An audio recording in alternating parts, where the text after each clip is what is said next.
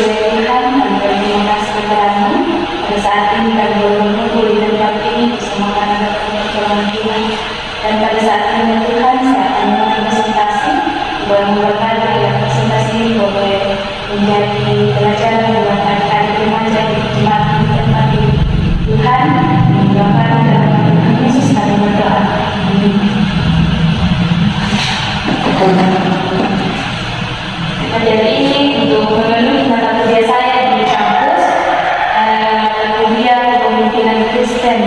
Nama saya Yaya Siling, saya jurusan teologi Kristen, mahasiswa dari AKM.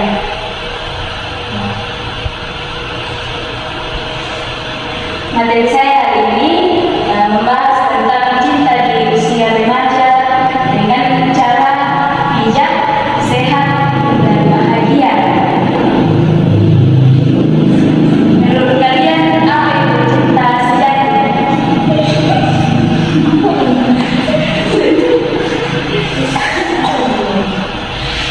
Jawab saja. Atau menurut kalian apa itu cinta? Ada yang mencari kan? Yang adanya. Apa itu cinta?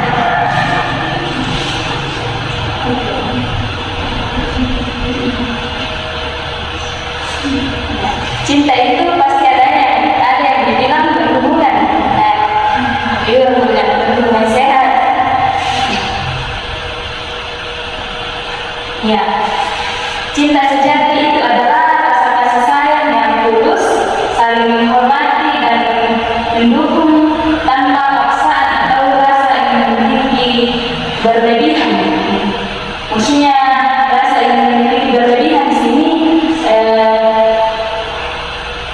kita baru pacaran, tetapi kita sudah ingin memiliki sepenuhnya ini pacar kita. Mengerti? Maksudnya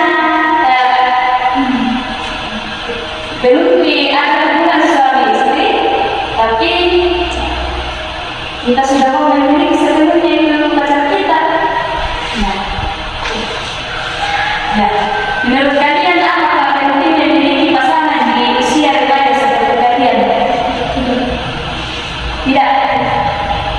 Sama-sama jawabannya. Tidak. Ada yang pacar? Ada yang sudah ada? Berarti kalian betul.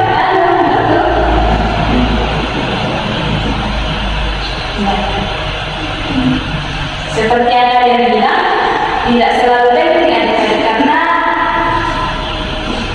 masa remaja adalah waktu untuk belajar mengenal diri sendiri, membangun mimpi, dan menjalani pertemanan sehat dengan sesama kita.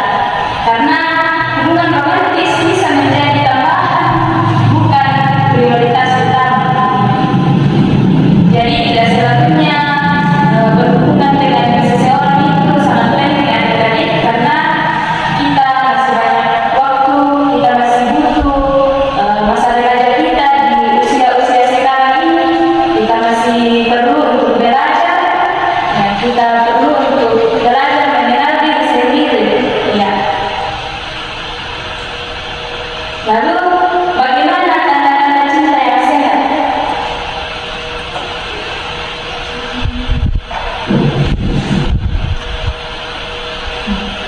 Dengan cara komunikasi yang baik, saling mendukung, menghormati batasan, dan tidak saling merugikan.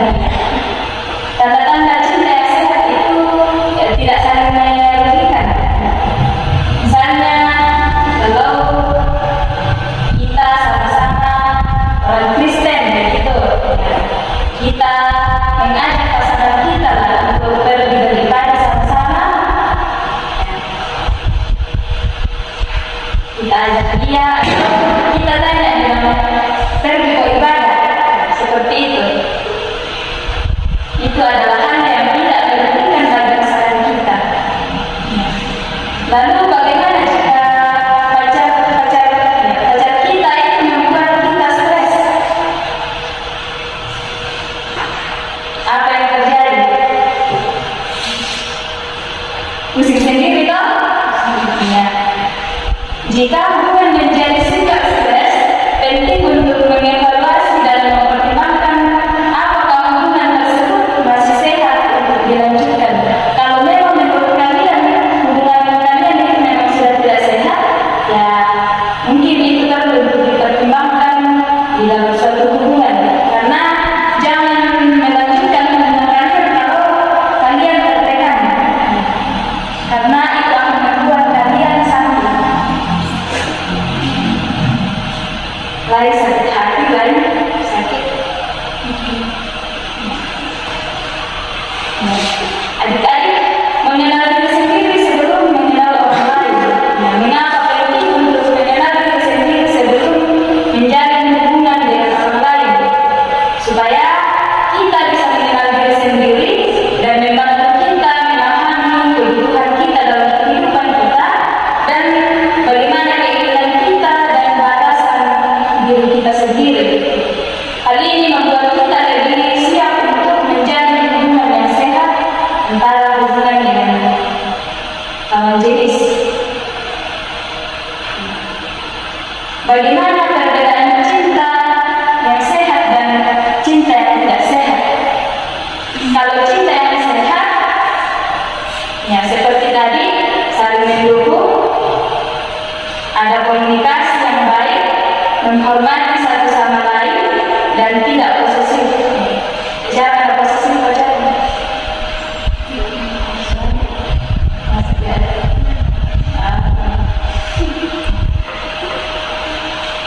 Cinta yang sehat itu ketika kita saling mendukung, ada komunikasi yang baik, menghormati satu sama lain, dan tidak posesif. Ya. Kalau menurut kalian pacar kalian itu posesif, ya mungkin itu juga bisa dipertimbangkan untuk melanjutkan suatu hubungan. Kemudian cinta yang tidak sehat, contohnya sering bertengkar, cemburu berlebihan, posesif, atau saling memanfaatkan. Saling memanfaatkan di sini, contohnya ketika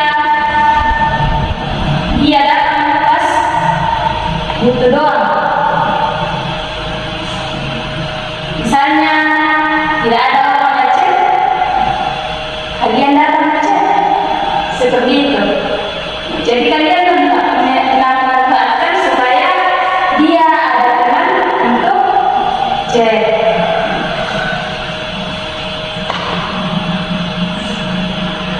Kemudian pentingnya batasan dalam berhubungan.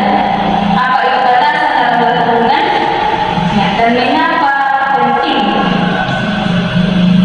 Batasan adalah aturan pribadi yang membantu kita merasa aman dan terhormati dalam hubungan. Contoh batasan yaitu waktu tidak bikin ganggu, lagi kalau kita lagi belajar, terus ya itu juga kan sih kayak salah satu pendukung. Misalnya kalian belajar lalu dia gaji kalian, pasti senang juga sedikit ya, ada senangnya. Yang penting dia tidak mengganggu, tidak membagikan batasan di akun pribadi, karena hal itu penting agar tidak ada pihak yang merasa tertekan.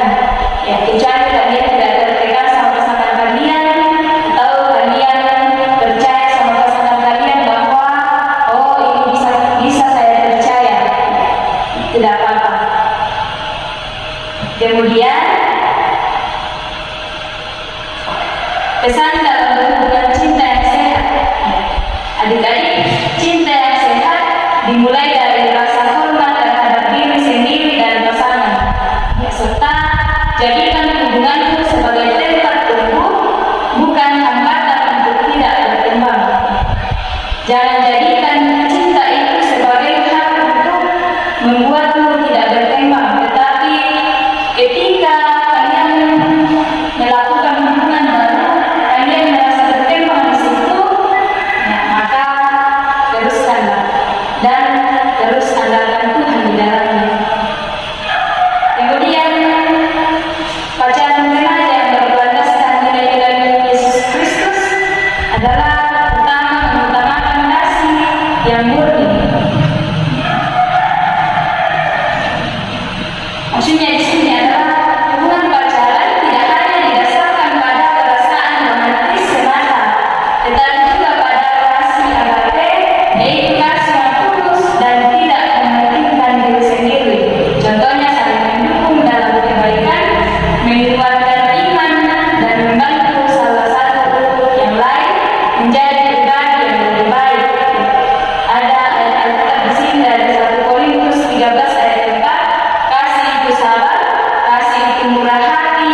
ia tidak cemburu, ia tidak memegahkan diri dan tidak sombong.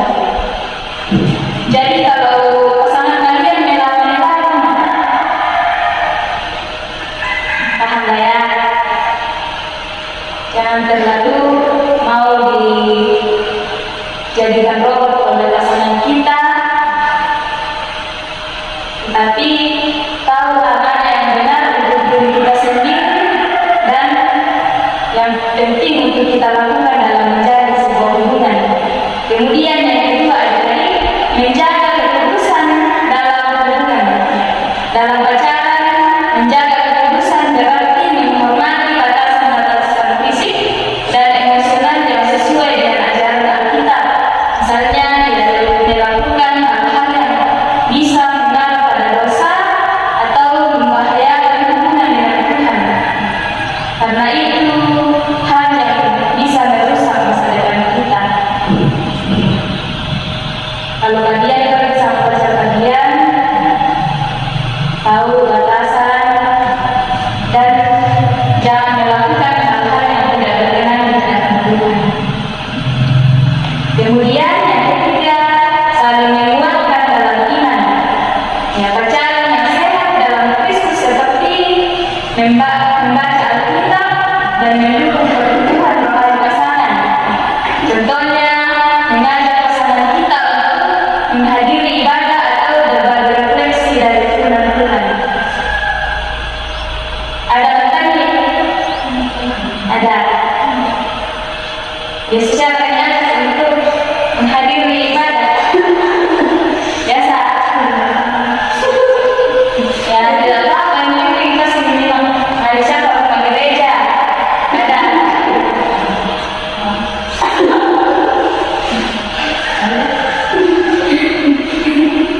Kemudian yang keempat, memprioritaskan Tuhan dalam hubungan.